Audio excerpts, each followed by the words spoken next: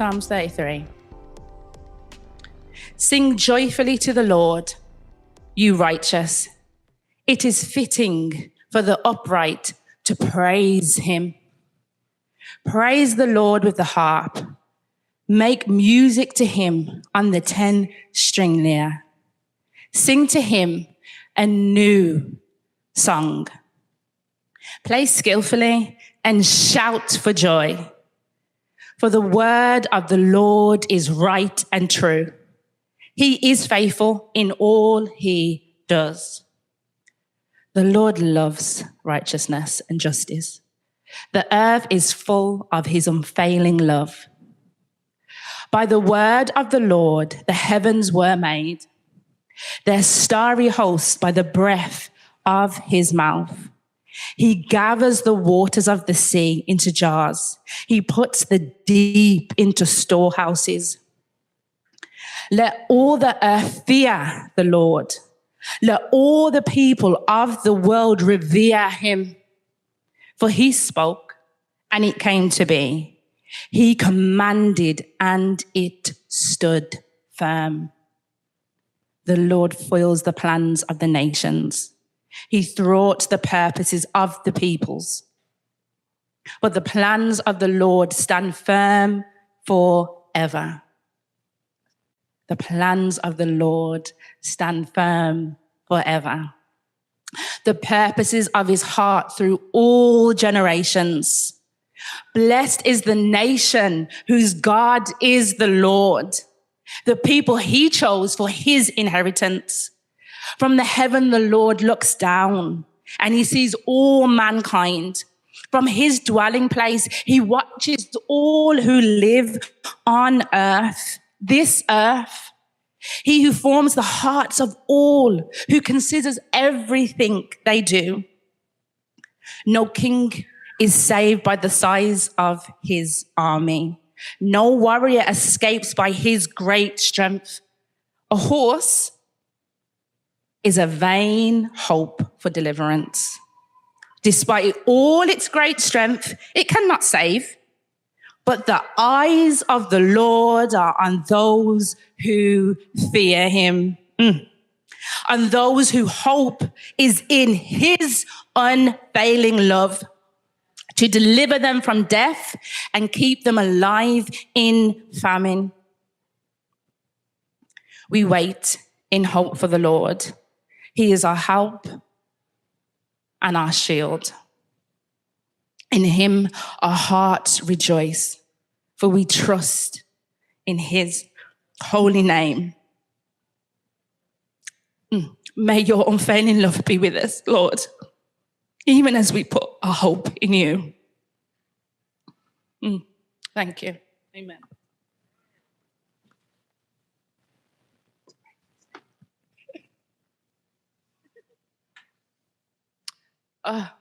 Father God, what a psalm.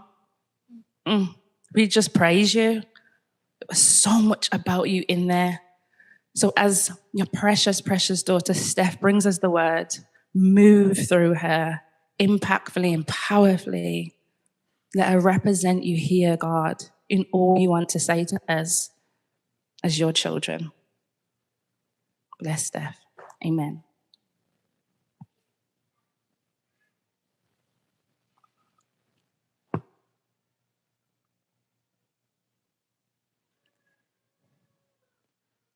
Martin Luther, who is best known for his courageous defense of doctrine, which sparked the Protestant Reformation, was also very, very passionate about music. Luther was deeply committed to the central role of music and song, viewing them as essential both for proclaiming the gospel and for worship of God. He said, "I have no use for cranks who despise music, because it is a gift of God. Music drives away the devil, makes people joyful, and forget thereby all wrath, unchastity, arrogance, and the like. Next, after theology, I give to music the highest place and the greatest honor." Luther insisted that the gift of language combined with the gift of song was only given to man to let know that he should praise God with both words and music, namely by proclaiming the word of God through music. One of the reasons was because Luther had discovered that singing enables the soul to deeply express felt emotions that mere speaking cannot. And I think that's why Lana Del Rey's 2012 album carried me through my long-term first breakup as a 16-year-old. It gave words to a broken heart that I couldn't figure out. Music gave something to my soul that I didn't understand or didn't have the words for, and I would sit on the bus on the way to college on the 256 and sob as these words played in my ears. You see, music opens the doors to ideas, feelings and affections that otherwise might have remained forever imprisoned in the depths of one's heart. Even scientists tell us that singing releases endorphins and dopamine, reduces stress, and even synchronizes our breathing and our heartbeats. Singing also softens the soul to hear God's voice and quickens our will to obey him. Music is so many things, and you may, if you just pause for a moment, there's probably a song that reminds you of a moment or a situation, something that brings you great joy when you hear those words. Only in the car yesterday, we just asked, it was just a random playlist, and the song Great Great Brill Brill Wicked Wicked Still Still. Anyone remember singing that when they were a child? Yeah? Got a friend like Jesus. Immediately, I was 10. I was in church and I was learning the moves and I can't remember them now. I figured that out in the car. It's too quick. Music is significant and important to our hearts and our minds and our memories.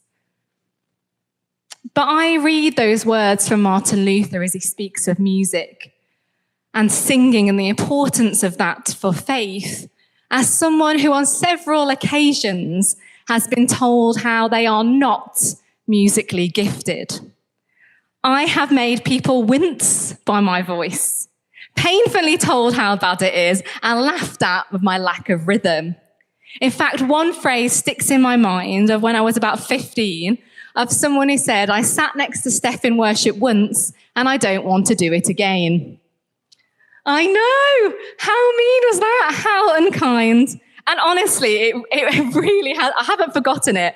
And if I do remind this individual now about it, as adults, they are very, very apologetic. But it has stuck with me and it's made me almost afraid of anything musical and made me go, that's not my thing. That's not my thing. I used to play drums and I'm still afraid of getting on them now. And that is not an encouragement or anyone to ask me to do so. The answer is still no. But when I was trained to be a vicar, I was told I might have to lead choral evening song. And the anxiety that rose within me, I can still imagine now. This is all because I'm afraid of making a displeasing noise.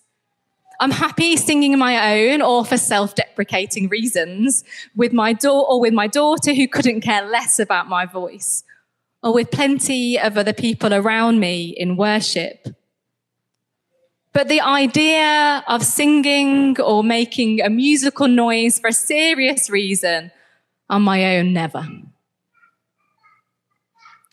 So, when I was asked to preach on today's Hebrew words of worship, I actually wanted to ask to swap. There was a moment when I saw what they were and thought, that's not for me. That shouldn't be what I speak on. I'm not musically gifted. That should go to one of the worship leaders, not me. But here we are. And I am so glad that we are here. Because whether we think of ourselves as music or not, worship through music has always been part of the life of God's people. It is woven right through the pages of Scripture. So when the Bible is talking about musical praise, there are two words that often correlate, two words that we have learnt about. So shall we say together the first one? ZAMAR. And the second one, teh-hill-AH. Should we do that again? 1, 2, 3, teh-hill-AH. Should we try again? 1, 2, 3, teh-hill-AH. There we go. The word ZAMAR, which appears about 46 times in scripture, means praise expressed through music and song. It carries the idea of singing while accompanied by instruments, particularly string instruments, such as a harp, a lyre, a guitar, a violin, a cello, other string instruments that you might be able to think of. And the word teh-hill-AH, which appears about 57 times in scripture, this means songs of praise that rise from the heart. It's a living, joyful praise that overflows in singing and is often spontaneous or unrehearsed. It comes from the moment. So what might these look like for us? Well, ZAMAR, we've done that already today. A worship team leading a congregation, a community, a group of people in song. Someone playing a guitar and singing worship at home.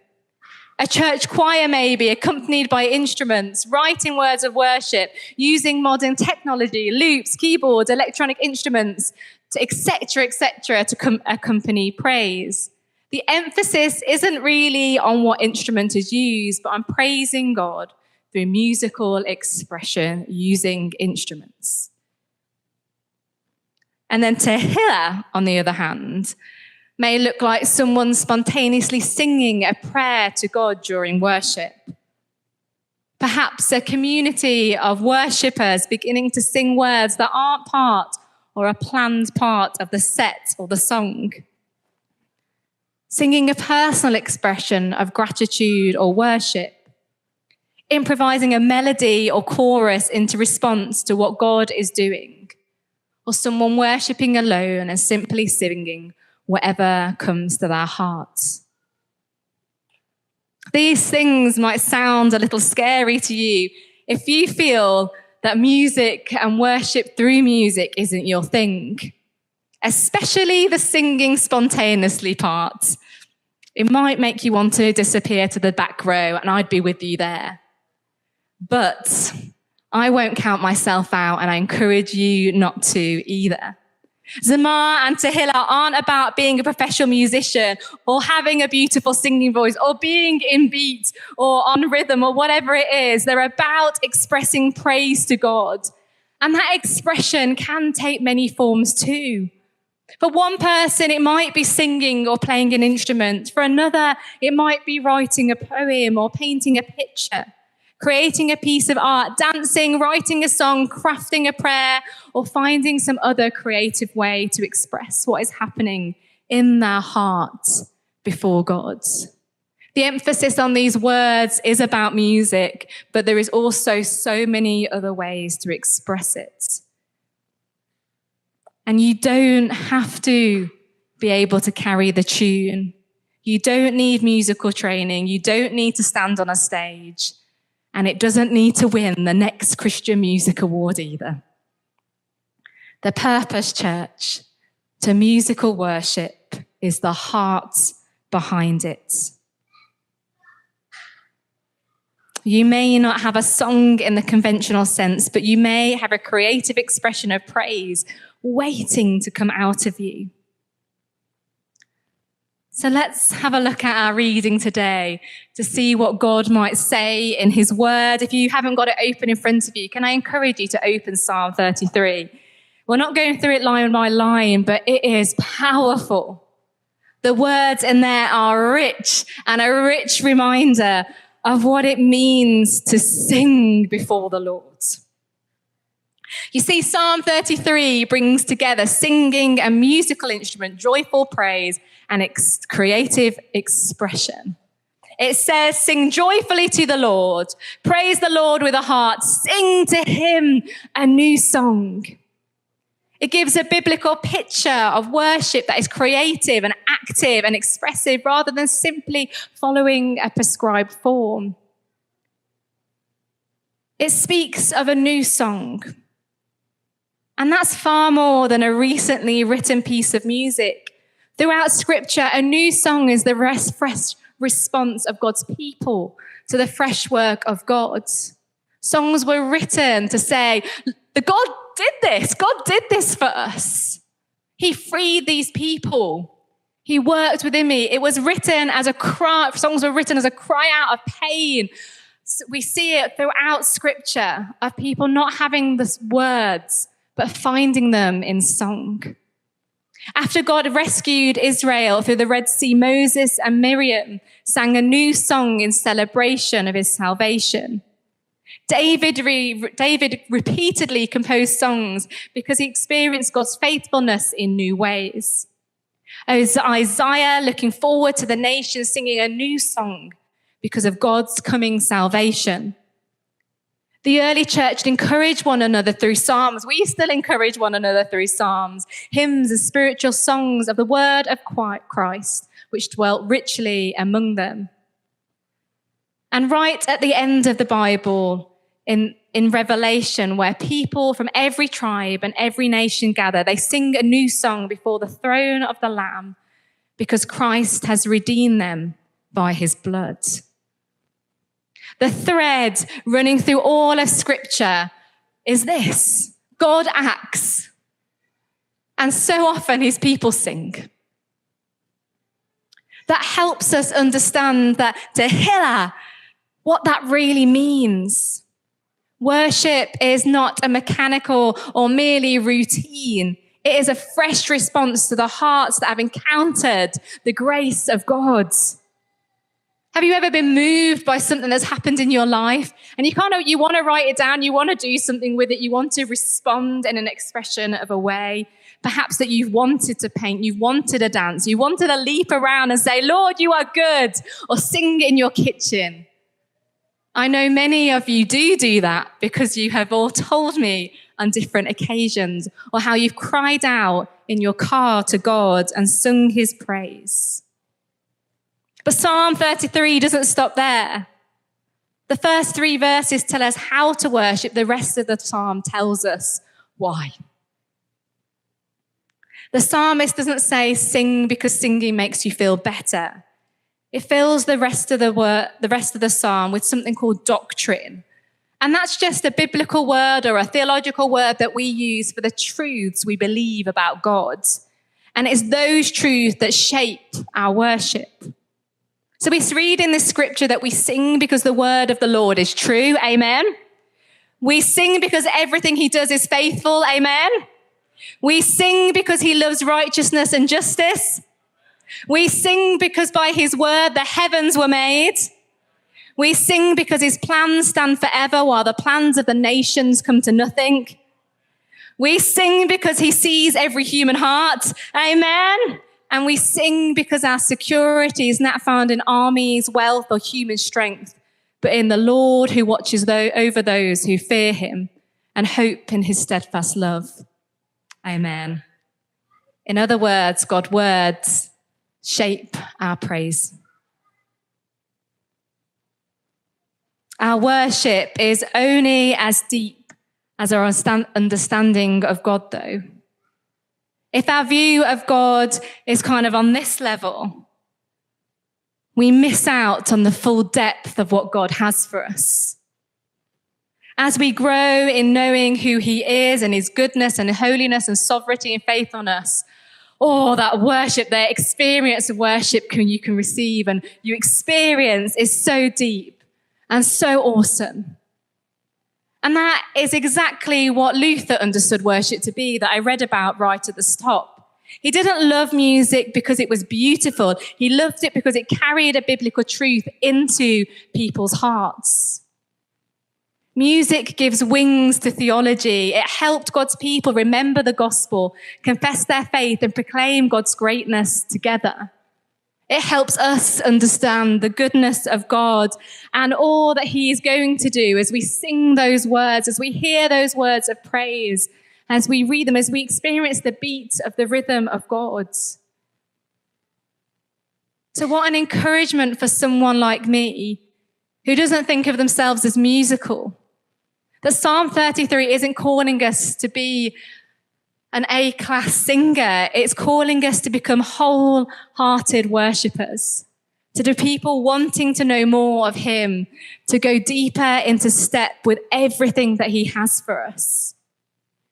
Whether we sing confidently or quietly, whether we play an instrument or simply lift our voices with everyone else, God invites us to respond to his grace. These two Hebrew words that we're looking at today, ZAMAR, that reminds us to offer God the gifts he has given us, including music and instruments. Teh-hill-AH reminds us that our praise should never become stale, but should be the fresh, joyful response of the hearts transformed by God's mercy, a fresh response to the things that God is doing in our lives and the things that we are experiencing. Psalm 33 reminds us why both matter. And through the psalm, we see this pattern of praise leads us to doctrine. Doctrine deepens our praise, and praise leads us into deeper trust. And I hope that today that you can see the significance of musical worship and what it brings to the life of a Christian. It brings depth that is far deeper than the deepest point in the sea. We talked about new wine a little bit today and what God was doing there. And I have a testimony from new wine that I am just bowled over with of what God's done. And that's what God's done in my daughter. I know you see her running around here, and she wouldn't normally listen to worship music at home. You think, oh, but she's Stephen Harry's child. Isn't that part of their life? No, if we put worship on, she would say, no, mommy, Frozen. Or no, mommy, shh. And she'd literally put her hand over my mouth and occasionally tell me to shoo. And she did. Many of you would probably experienced her telling me to shoo because she prefers you. And Harry and I are quite fed up of listening to Love is an Open Door and listening about snowmen in the heat wave and Zootropolis music, a little bit occasionally of Encanto. But it got to the point where it was really bothering me that this is all that she'd want to listen to. But as a baby, I sung over her every night these songs, and particularly when she was upset, the song Jesus' Love is Very Wonderful, to calm her down. And it's something that was ingrained in me as a response to sing over her God's praise and worship. And then this week, we go to New Wine, and I was committed that every morning I would get her to the Worship for Everyone set of New Wine. And it's at 8:45. They assume that every child gets up early when the sun comes up. Mine, well, we have to have 5 different hairstyles. I don't know what I'm going to wear, and we're going to run around and find every other child on camp before we're even going to think about getting dressed. And eating, well, we'll snack on the way. But we got there every morning. We got on to the Worship for Everyone session, and that half an hour to me has transformed Naomi's view of worship. She now asks for worship. In fact, there was one night where I was at my wit's end. I think it was the night that Mike had made her a peanut butter sandwich because she wouldn't eat anything else. And I was like, we're not going anywhere. We're staying here tonight. We're not going to go. And she ran away from our campsite when she could hear the worship music saying, Mommy, go to worship. And no matter how many times different people chased after her, Mommy, I'm going to worship. So we went to worship, and we had to go every time that she could hear it. And now at home, she goes, Mommy, can we listen to worship? Mommy, worship. It only means 5 worship songs. It doesn't mean every worship song. But I would rather listen to Jesus, a song about Jesus being a pilgrim, and Jesus' love is very wonderful, than singing about a snowman melting in the middle of winter or summer. Should we just watch a little video of these guys? I think it might just be Naomi, but worshipping at New Wine. It's cute, isn't it?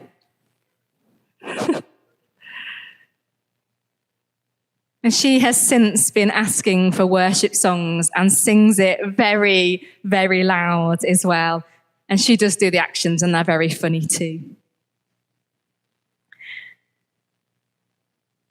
This to me has shown me just how awesome and wonderful singing is, as it transformed our littlest disciples' hearts. And it wasn't just her.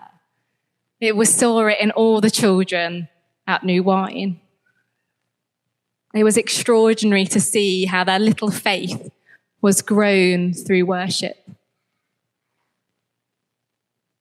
Church, as we praise God, as we sing, just as Naomi was reminded of who God is, we are reminded of who he is as we sing. When we have no words, song gives us the lyrics to praise God. As we remember who he is, our fears are put into perspective and our confidence grows. I always feel better after I've sung worship to God.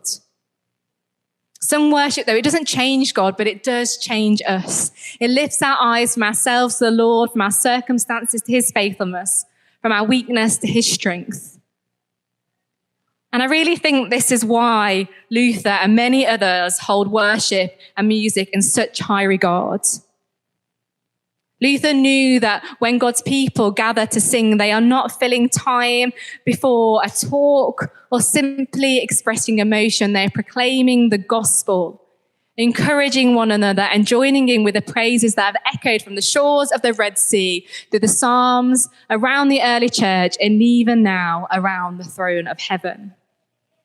So when we stand to sing each Sunday, we are declaring that the Lord is worthy. We're reminding one another that his word is true, and we're confessing that our hope is not in ourselves, but in him. And we are joining our voices with God's people in every generation, in every land, in every place, until the day that we sing a new song before the throne of the Lamb forever. So church, friends, if you are afraid to sing, or feel afraid of musical worship, please do not be as a confessed out-of-tune singer. It is a gift that has been given to us to help us understand more of who God is, to help us, to encourage us, and to lead us deeper into relationship with him. So I want to stand there. I want to pray over you all and to pray together. So if you're able and you would like to, please stand. This is just an outward sign of saying, Lord, I'm here, I'm ready. You may even want to put your hands out, because I feel that God wants to impart musical gifts on people today. That he wants to show you and encourage you in your life as a worshipper of the King. And then we're just going to see what God does. If he's got a new song he wants to raise up through his people.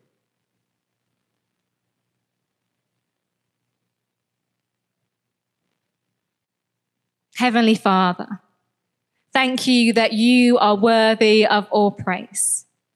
Thank you that throughout Scripture you call your people not only to speak of your goodness, but also to sing of your greatness. Lord, will you forgive us for the times we've held back through fear, or self-consciousness, or distraction. Help each one of us to be unafraid to lift our voice in worship, not because we sing perfectly, but because you are worthy. We pray that our songs may always be rooted in the truth of who you are and all that you have done through your Son, Jesus Christ. Fill our hearts with fresh wonder so that our praise may never become routine, but a wonderful, joyful response of the people who know that they have been loved, forgiven, and redeemed. And as we sing, Lord God, would you use these songs not only to glorify your name, but to deepen our faith, our strength, and draw us closer to you. May our worship encourage one another, bear witness to your goodness, and prepare our hearts for the day when we will join the great multitude around your throne. For you alone are worthy of our all honor, glory, and praise. Amen.